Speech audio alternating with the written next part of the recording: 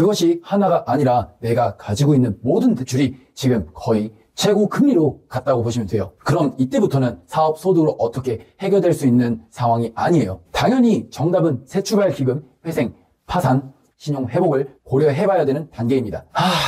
이 영상만큼은 검색 안 하려고 했는데 진짜 어쩌다 이 지경이 됐나 하시는 분, 이미 밀렸으면 전전긍긍 하지 마시고 다 내려놓으시고 죄 지은 거 아니니까 해결할 방법을 알려드리겠습니다. 정부가 만든 제도를 제대로 이용하는 것만으로도 빚에서 벗어날 수 있는 길이 열립니다. 도움을 받고 싶다면 아래 고정 댓글 클릭해주세요. 새출발 기금에 대해서 말씀드리겠습니다. 그리고 많은 분들이 헷갈려하는 개인 회생과의 차이점도 명확하게 짚어드릴게요. 내 상황에선 어떤 게 더 유리할까요? 새출발 기금이란 무엇인가? 새출발 기금은 쉽게 말하면 코로나로 인해 피해를 입은 소상공인이나 자영업자를 위한 세무조정 제도입니다. 이 제도의 목적은 단순히 빚을 줄여주는 것이 아니라 다시 일어설 수 있는 기회를 제공하는 것입니다. 운영 주체는 바로 금융위원회이며 신청 대상은 다음과 같습니다. 코로나 시기 2020년부터 25년 6월에 창업했거나 장사를 했던 자영업자 소상공인 대표님들, 예를 들어서 21년도에 카페 창업을 하셨으면 신청 가능하십니다. 23년 치킨집 오픈 후에 폐업을 하셨어도 신청이 가능합니다. 18년에 시작해서 지금까지 운영을 하셨으면 해당이 안 됩니다. 연체 이력이 있는 채무자, 부실 차주는 금융사 대출 3개월 이상 연체, 부실 우려 차주는 10일 이상 연체, 폐업, 휴업 중 세금 미납 등 공공정보 등록된 경우에만 포함이 됩니다. 그렇다면 이 제도를 신청하면 어떤 효과를 볼까요? 먼저 은행 독촉이 중단이 됩니다. 전화, 문자, 방문 등 추심 활동이 아예 멈춘다고 보시면 돼요. 원금 감면도 가능해져요. 보유 자산에 따라 무담보 채무의 경우 60%에서 최대 90%까지 원금이 줄어들 수 있습니다. 이자 조정은 최대 연 3.9%에서 4.7%의 저금리로 조정이 됩니다. 최대 20년 장기 상환으로 최대 3년 거치 20년 분할 상환이 가능하다는 점, 이런 부분이 있어요. 그렇다면 신용회복은 어떨까요? 1년 이상 성실하게 상환하면 채무조정 정보도 삭제가 됩니다. 이 외에도 기초생활수급자, 중증장애인, 70세 이상 고령자 등 사회적 취약계층에겐 더 큰 혜택이 주어지며 정부가 인증한 창업, 취업, 교육을 수료하면 원금 감면 비율이 추가로 증가합니다. 개인 회생과의 결정적인 차이점은 무엇일까요? 이쯤에서 많은 분들이 궁금해 하십니다. 그럼 새출발 기금이 무조건 좋은 거 아닌가? 개인 회생보다 낫나요? 그 답은 경우에 따라 다릅니다. 변호사 입장에서 보면 두 제도는 엄연히 적용 대상, 절차, 결과가 다릅니다. 자료 화면을 올려드릴게요.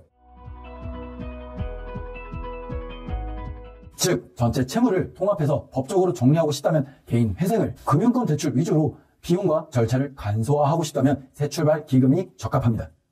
이런 사람이라면 새출발 기금이 유리합니다. 실제 상담 사례를 보면 빚이 2천만 원 이하인 경우 개인 회생보단 새출발 기금 워크아웃이 훨씬 효율적입니다. 왜냐하면 변호사 비용, 법원 인지세, 송달료 등 합치면 2에서 300만 원이 될 수 있기 때문이죠. 몇백만 원 감면받기 위해서 몇백만 원을 쓰는 건 사실상 손해라고 보시면 됩니다. 또한 소득이 일정치 않거나 재산 공개가 부담스러우신 분들에게 새출발 기금이 현실적인 대안입니다. 개인 회생은 법원 제출 서류가 많고 감추고 싶은 게 있으면 오히려 불리해질 수 있기 때문이죠. 심지어 최근에는 일부 금융기관들이 회생 신청 시 담보물을 경매물로 진행한다고 하는 반면 새출발 기금 신청 시에는 좀 더 유연하게 협조하는 경우도 많습니다.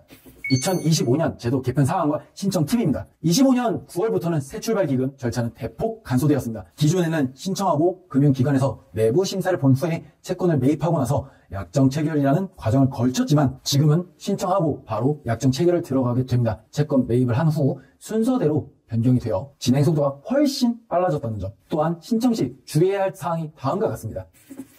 부동산 임대업, 전문직 업종, 의사, 세무사, 변호사 등 제외 대상입니다. 최근 6개월 이내에 대출 신청 이력이 있으면 불이익이 있을 수 있다는 점 기억하셔야 됩니다. 신청 후 변심으로 취소하면 3개월간 재신청이 불가능하다는 점 인지해 주셔야 되고요. 신청 이후 신용정보에 조정 기록이 나와서 신규 대출 카드 발급의 제약을 받을 수 있습니다. 즉, 신청은 반드시 신중하게 결정하며 1년 이상은 성실하게 상환할 의지가 있어야 진짜 혜택을 누릴 수 있습니다. 결론입니다. 내 상황에 맞는 선택이 답인 겁니다. 결국 중요한 건 내 상황에 맞는 제도를 정확히 선택하는 것이죠. 금융권 채무만 있고 빚이 1억에서 2억 미만이다. 그렇다면 새출발 기금으로 사채, 세금, 벌금 등도 함께 정리하고 싶다 하시면 개인 회생을, 금리는 낮추고 상환 기간을 늘리고 싶다, 워크아웃 또는 새출발 기금을. 정답은 하나가 아닙니다. 상담을 받아보고 제도별 차이점을 이해한 후에 결정하는 것이 빚에서 벗어나는 첫걸음입니다. 마지막으로 강조드릴 점 하나, 채무는 방치한다고 없어지지 않습니다. 오히려 지금이 다시 일어설 수 있는 마지막 기회일 수도 있어요. 도움이 되셨다면 구독과 좋아요를 부탁드리고요. 도움을 받고 싶다 하신다면 아래 고정 댓글 눌러주세요.